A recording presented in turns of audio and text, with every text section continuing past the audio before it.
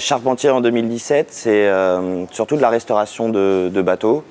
On fait quand même peu de construction. Sur le volume de travail, c'est surtout de l'entretien, de la restauration. Le travail sur l'Hermione, c'est intéressant parce que c'est un bateau qui est une frégate du 18e.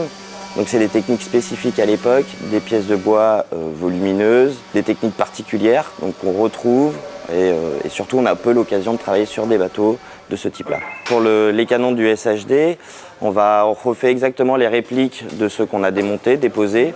Donc en fait, ils sont en chêne, protégés par une peinture la même que pour les canons de l'Hermione, qui est une peinture spécifique marine, qui est préparée pour les intempéries, pour les embruns, vu qu'on est à Rochefort, proche de la mer.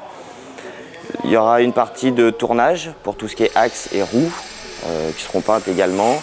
Et tout ça sera pris avec des assemblages et de la ferronnerie que le forgeron va nous préparer. Je ne suis pas forgeron, je suis ferronnier.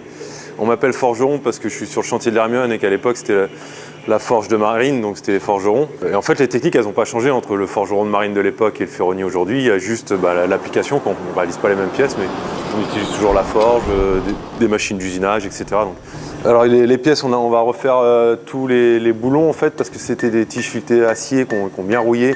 Puis après c'était juste des caches en fait pour cacher les coups très industriels.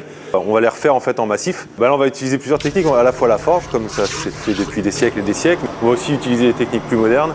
Ça va être sablé pour bien les décaper. Il y a une couche de zinc qui est projetée dessus. En fait, c'est elle qui fait l'anti-rouille. C'est-à-dire que c'est elle qui va se désagréger avant l'acier.